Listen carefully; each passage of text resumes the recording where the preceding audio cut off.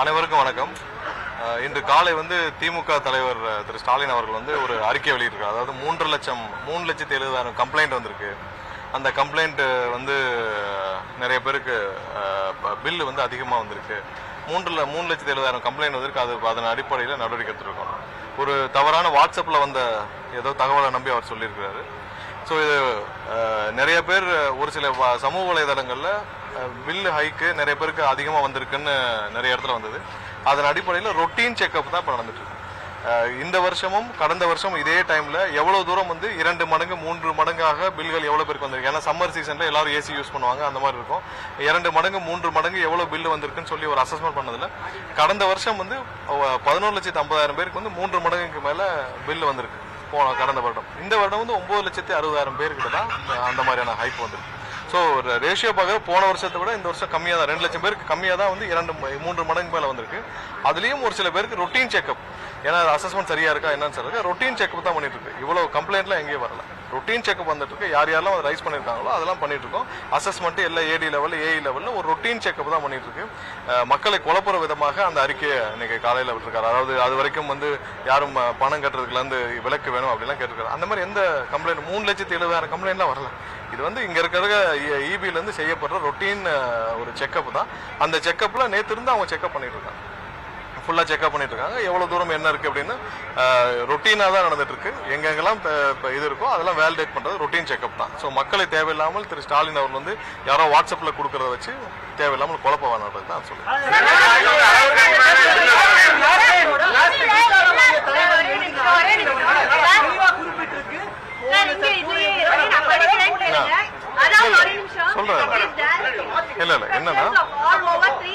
இல்ல என்னன்னா நான் சொல்றேன் உங்களுக்கு மொத்தம் எடுத்ததுல போன வருஷம் 11,50,000 பேருக்கு 11,50,000 நான் விளக்க சொல்றேன். 11,50,000 பேருக்கான இது 2 மடங்கு 3 மடங்கு பில்லு வந்திருக்கு. இந்த வருஷம் 9,60,000 பேருக்கு 2 மடங்கு 3 மடங்கு மேல பில்லு வந்திருக்கு. ஸோ அதுல ஒரு சில பேர்களுக்கு எடுத்து நம்ம ரொட்டீன் செக்அப் தான் பண்ணிட்டு இருக்கோமா தவிர்த்து ரொட்டீன் செக்அப்கான உள்ள இருக்கு. அந்த ரொட்டீன் செக்அப்புக்கு பண்ண அறிக்கை தான். இதுல எந்த கம்ப்ளைண்ட்டும் வரல. 3,70,000 பேர் கம்ப்ளைண்ட்லாம் பண்ணல. நம்ம இல்ல நாங்க தான் சொல்றோம். நான் தான் சொல்றேன் விளக்கம் பண்ண. இருங்க, 3.7 lakhs மட்டும் இல்ல, நான் சொல்றேன் கேளுங்க. 3.7 lakhs 70 lakhs மட்டும் இல்ல, 9 lakhs இருங்க, நான் சொல்றேன் 9 லட்சத்து இல்ல 9,50,000 பேருக்கு இது மாதிரியான 3 மடங்கு வந்திருக்கு. அது போன வருஷத்தை விட 2 லட்சம் கம்மி. அதுல 3,70,000 பேருக்கு நம்ம இப்ப ரொட்டீன் செக்அப் நம்ம பண்ணிட்டு இருக்கோம்.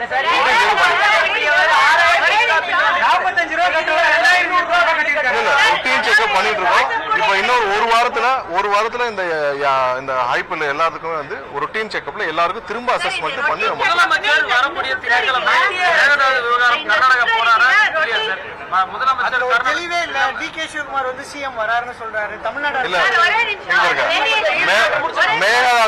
மேகதாது விஷயத்துல நம்ம ரொம்ப தெளிவா இருக்கோம்.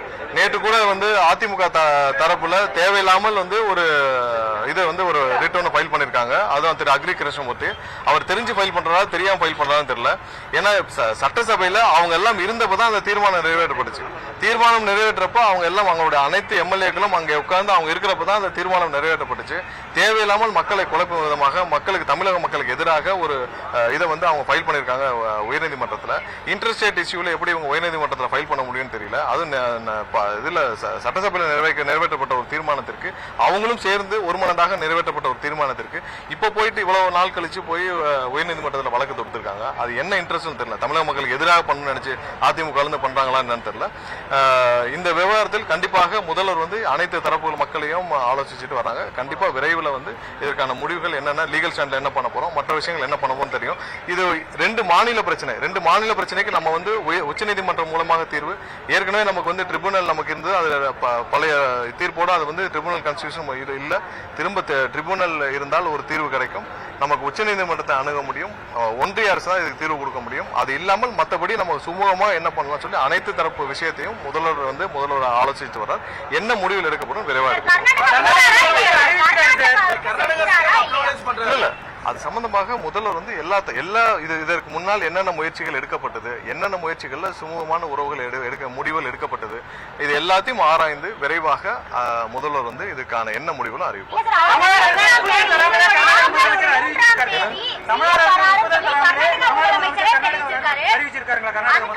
இல்ல ஆய்வுகள் எல்லா தரப்புலையும் நடக்கப்பட்டது. எல்லா தரப்புலையும் ஆய்வுகள் என்னென்ன செய்யலாம், எப்படி செய்யலாம், இப்போ இதுல சம்பந்தப்பட்ட வல்லுநர்கள், லீகல் எக்ஸ்பர்ட்ஸ் எல்லாத்தையும் பேசுறாங்க. என்ன பண்ணலாம், இதுக்கு முன்னாடி என்ன முடிவுகள் எடுக்கப்பட்டுச்சு, 20 வருடங்களுக்கு முன்னாடி என்ன எடுக்கப்பட்டுச்சு, 1980 என்ன மாதிரி முடிவுகள் எடுக்கப்பட்டுச்சு, எல்லாத்தையும் ஆய்வு செஞ்சு அந்த வர்ற டிஸ்கஷன்ஸ் தான். பட் இது வரைக்கும்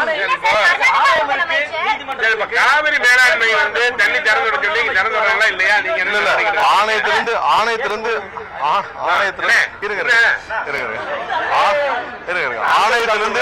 ஆணையத்திலிருந்து கொடுக்கப்படும் விஷயங்கள், இப்போ 3000 ஆணையத்திலிருந்து இவ்வளவு கண்ணாடிகள் நீங்க திறக்கணும்னு சொன்னாலே கர்நாடகா ஒத்துக்கொள்ள மாட்டேன்றாங்க. ஸோ அப்போ நம்ம அதுக்கு தகுந்த அடுத்த விஷயத்தை நம்ம பார்க்கணும். நம்ம திரும்ப வந்து உச்சநீதிமன்றத்தை நாட வேண்டும்.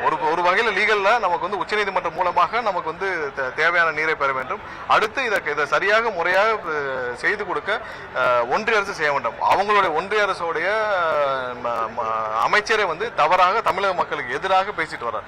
அவருக்கே வந்து கடைசியாக இறுதி தீர்ப்பு உச்சநீதிமன்றத்தில் இறுதி தீர்ப்புல கீழ்மலை மாநிலங்களுக்கு நீங்க அவங்களை கேட்காமல் ஒரு சின்ன ஒரு 0.01 TMC கூட வெளியில போகக்கூடாது. ஸோ அதே புரியாமல் வந்து பாஜகவுடைய அமைச்சரே பேசிட்டு வராரு.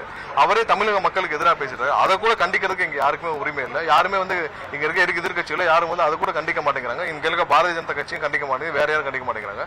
கண்டிப்பா இது வந்து லீகலா நம்ம வந்து உச்சநீதிமன்றத்தில் தேவையான அளவுக்கு நம்ம என்ன பண்ணணுமோ நம்ம செய்வோம். சீக்கிரம் முதல்வர் சொல்லியிருக்காங்க. அவங்க வந்து கர்நாடக அரசு திறக்கிற மாதிரி தெரியல. நீங்க என்ன சட்ட நடவடிக்கை எடுக்க போறீங்க, அது குறித்து என்ன இன்னும் ஒரு சில நாட்கள்ல அதுக்கான அறிவிப்பு வரும். இல்ல ஒவ்வொரு முறையும் அவங்க என்ன பண்றாங்க, இதுக்கு என்ன தெளிவான என்ன பிரச்சனை இப்ப இல்ல, எப்பயுமே பாருங்க, கர்நாடக ஒரு அரசியலே வந்து காவேரி விஷயத்தை வச்சுதான் அவங்களோட அரசியலை பண்ணிட்டு இருக்காங்க. இப்போ இல்ல, எப்பயுமே அப்படிதான். 30-40 வருஷமா 100 வருஷமா அவங்க கர்நாடகோட அரசியலே நம்மளுக்கு வந்து தண்ணீர் கொடுக்க மாட்டோம்ன்ற ஸ்டாண்ட்ல தான் அவங்களுடைய மொத்த அரசியலும் அடங்கியிருக்கு. இது அரசியலாக பார்க்காமல் தமிழக விவசாயிகளும் பார்க்க வேண்டியதான் நம்மளுடைய எண்ணம். அதுல லீகல்ல நம்ம சுப்ரீம் கோர்ட் மூலமாக நம்ம தீர்ப்பு வாங்க, இது நம்ம சரியான முறையில நம்ம முறையிட்டு தேவையான தீர்ப்பு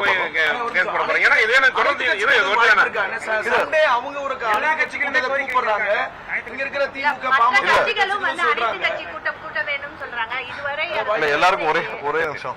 நீங்க நிறைய கொஸ்டின் ஒரே மாதிரி கேட்கறீங்க. ஒரே நிமிஷம். இதுல இன்னும் வந்து ஒரு சில முடிவுகள் எடுக்கப்பட வேண்டியிருக்குது.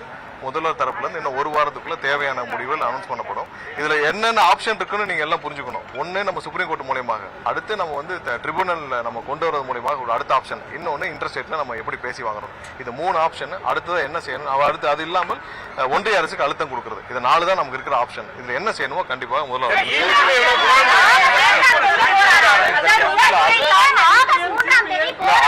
அது மாதிரியான எந்த முடிவும் இது வரைக்கும்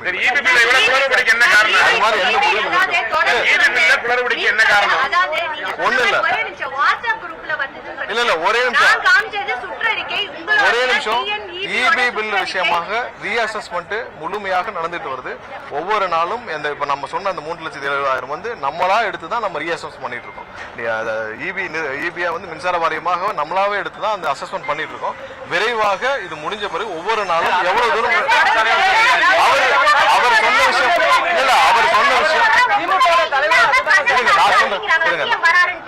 நான் இதை முடிச்சுக்கலாம்.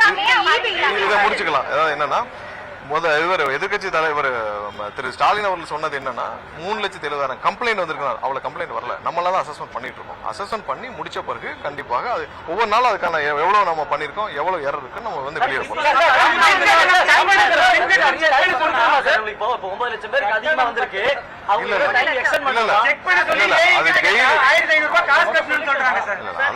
எல்லா இடத்துலயும் நீங்க யாரோ அதெல்லாம் நீங்க கம்ப்ளைண்ட் கொடுங்க, அதெல்லாம் கண்டிப்பா இந்த மாதிரி எந்த எக்ஸ்டென்ஷன் அந்த மாதிரி அதெல்லாம் குழப்பற விஷயமாக தான் திரு ஸ்டாலின் அவர்கள் கொடுத்திருக்காரு. அது இந்த மாதிரி எந்த எக்ஸ்டென்ஷன்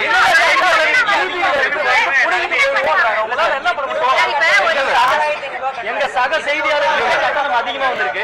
2000 கட்ட நேரத்துல 4000 இருங்க ஒரே செகண்ட் இருங்க. நான் திரும்ப தெளிவா சொல்லிக்கிறேன். நீங்க எல்லாருக்கும் வந்து கொஞ்சம் புரியுற மாதிரி சொல்லிக்கிறேன். போன வருஷம் இதே மாதிரியான 3 மடங்கு மேல இருக்க கட்டணம் வந்து இதே மாதிரி சம்மர்ல 11,50,000 பேருக்கு மேல வந்திருக்கு. இந்த வருடம் வந்து 9,60,000 பேர்கிட்ட வந்திருக்கு. இதை நம்மளா வந்து இன்னைக்கு 3,70,000 பேருக்கு ரீஅசஸ்மெண்ட் கம்ப்ளீட்டா பண்ணிட்டு இருக்கோம். நேத்து இருந்து ஆரம்பிச்சிருக்காங்க, ஒவ்வொரு இடத்துல பண்ணிட்டு இருக்காங்க. எங்கெங்கெல்லாம் வேரியேஷன்ஸ் இருக்கோ ரீஅசஸ்மெண்ட் நேரா போய் ஏடி லெவல் ஏஇ லெவல் கொஞ்சம் நான் சொன்னா முடிச்சுக்கிட்டேன். ரீஅசஸ்மெண்ட் 1 வீக்ல முடிச்சிடும். இதுல எந்த இடத்துலயும் பிள்ளை இருக்க மாதிரி தெரியல. அடுத்த மாசம் கட்டணத்துக்குள்ள இந்த 1 வீக்ல எங்கெங்க ரீஅசஸ்மெண்ட் நேத்து இருந்து எல்லாம் ஸ்டார்ட் பண்ணி ஒவ்வொரு நாளும் அதுக்கான ரீஅசஸ்மெண்ட் பண்ணி முடிச்சிட்டு இருக்காங்க. அங்கேயே ரீஅசஸ்மெண்ட் பண்ணி அங்கேயே அட்ஜஸ்ட்மெண்ட்ஸ் பண்ணி முடிச்சிடும். அங்க போய் ரீஅசஸ்மெண்ட் பண்றதுல அங்கேயே போய் ரீஅசஸ்மெண்ட் பண்ணி என்ட்ரி பண்ணி முடிக்க போறாங்க. இவ்வளவுதான் இதுல வேற ஏதாவது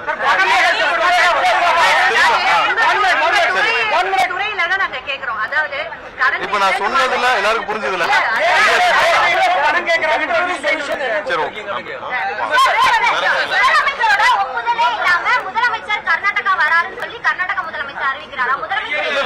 முதலமைச்சருடைய டிராவல் சம்பந்தமா ஏதாவது ஒரு திட்டமிட்ட ஏதாவது டிராவல் இருந்துச்சுன்னா கண்டிப்பா முதல்வர்கள் வந்து அது சம்பந்தமாக கண்டிப்பா அறிவிப்பாங்க.